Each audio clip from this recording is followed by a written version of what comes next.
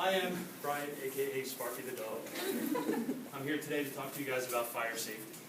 Now, excuse me while I take my Dalmatian off. A lot easier to talk this way. Okay, we're going to go over a few key elements of fire safety today.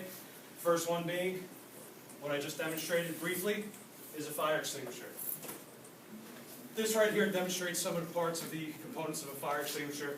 These were created back in the early 1890s, which is basically just a canister inside of another canister causing a chemical reaction that would allow you to pressurize a cylinder, to expel fluid, a gas, a powder, anything like that. The newer fire extinguishers came about within like the 1960s, 1970s, somewhere in there. Basically what a fire extinguisher consists of is your main cylinder, it's right here, your pressure gauge. These gauges should be checked periodically to make sure that they're within the green. If they start to go above or below, the fire extinguisher will now function properly. You've got to get it recharged or undercharged. Any usual fire plays like Chief Fire Safety, any place like that will do it for you. Your two handles. One handle is stationary, and the other one is like a squeeze handle. Once you pull this pin out, these two handles will squeeze together, causing that reaction and that pressure to discharge, and your component will come out, whether it be, like I said, the powder, gas, or liquid. The safety pin, like I just said, this is one of your main key elements. If this is out and you happen to just squeeze this, this will discharge. Just a little piece of comedic relief. When I used to work for motor vehicle, one of the guys locked himself in the bathroom. We took an extinguisher like this, stuck it under the door, and discharged it. He came out looking like a snowman.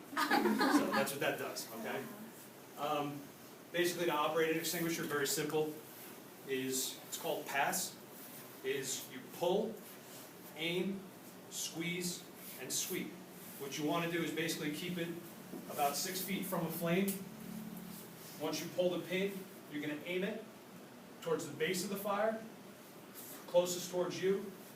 As you squeeze, it's going to start to discharge the element, and then you're going to sweep side to side. And basically, you're going to blow that flame off of that heat source or whatever it's burning at that point.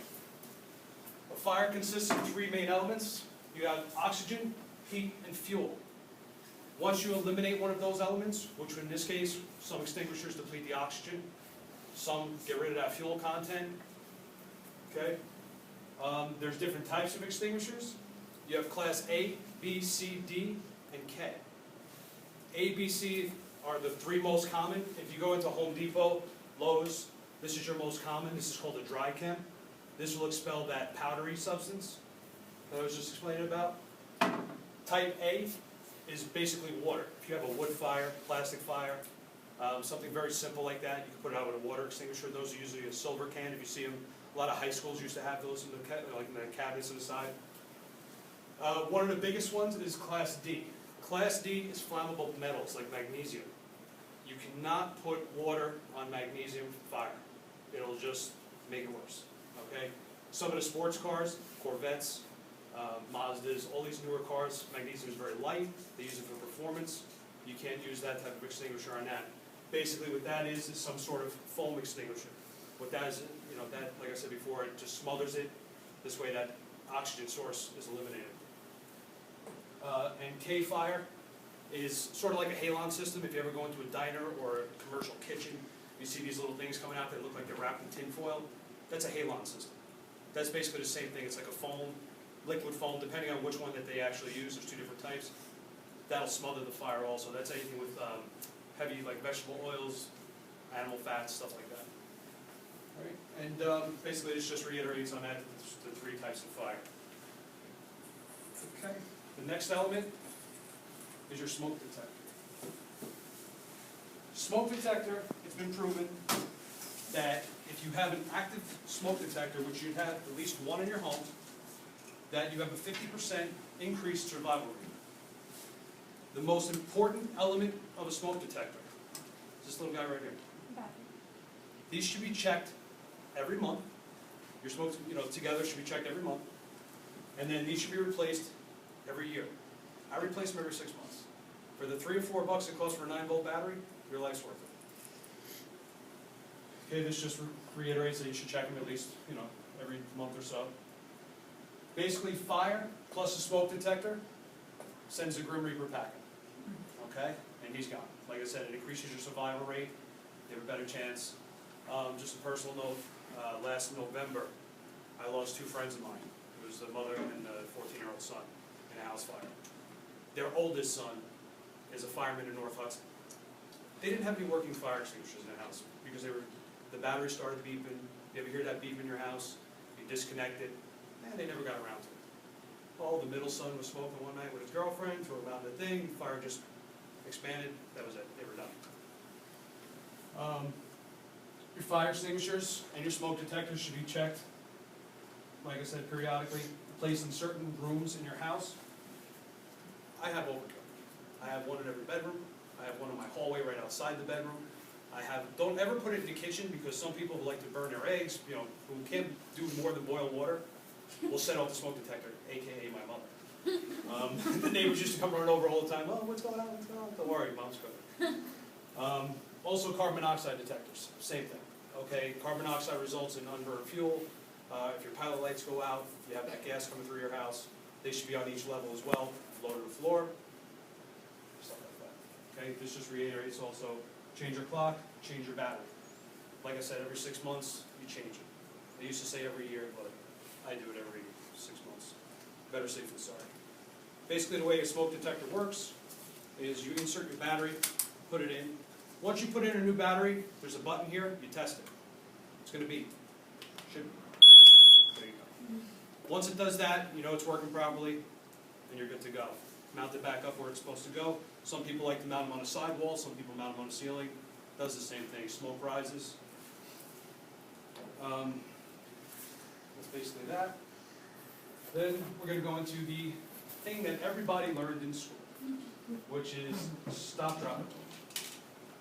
Okay? Very simple. You know, your pants catch on fire, your shirt catches on fire, God forbid something ever happens. You want to just basically stop what you're doing. You know, you don't want to make a sandwich or something. Even though if you like grilled cheese, it might work good, but it's not going to do it for this one, okay? You're basically just going to drop to the ground. If you have a blanket, smother yourself. This way it'll just keep you, you know, like I said before, you know, you deplete that oxygen, you roll around, okay? I mean, it's pretty straightforward. It's nothing, it's just something that everybody learned. You know, nothing too crazy. This I just thought was pretty funny. It's little baby things. It's got caught on fire. Remember, just stop, drop, and roll. Okay. I'm not going to really demonstrate that stop, drop, and roll because I don't think anybody wants to see a grown man rolling across the floor in class. So. All right. That's pretty much it. Any questions on fire safety? Anything that you guys might want? Do the fire extinguishers, expire? Thank you, expire. No, as I said before, basically what you want to do As long as the is gauge is you okay? check your gauge. This extinguisher, this is at my house. This is bought when I moved in, which was in 2008. So, and it's still perfectly right in the green on the line. I basically just keep this in the kitchen. You know, it's kind of like in a closet. So the arrow should be pointing to the green part? Right. See the gauge? It's just anywhere in that green section is fine. Once it starts to go above or below, you should have it checked. In this case, these are basically disposable. You can just throw this away. Discharge it, you know, bring it out in the yard or something, put it in the corner, discharge it, and then throw it away. You don't want to leave it charged because all garbage trucks are compactors. Yeah. So basically it's all pressurized, that could actually explode inside the garbage. Anything else? Okay. I do have for you guys some goodies. And this is specifically for the teacher. That's for you guys. These are just some basic fire safety for the home and for some winter safety. I'll just leave them up here. If you guys want them, you can grab them. Up on the side, I'll leave them on the table. And for being such good students, everybody gets a fire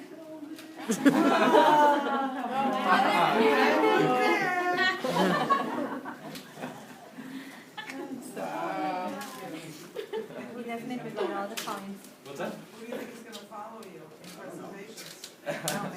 I know, really. That's a top fact to follow. Any part of my next sewing comes.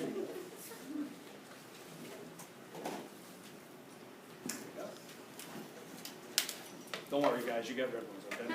No pink ones for the guys. Thank you. You're welcome. Thank you. The little walk-on pencil.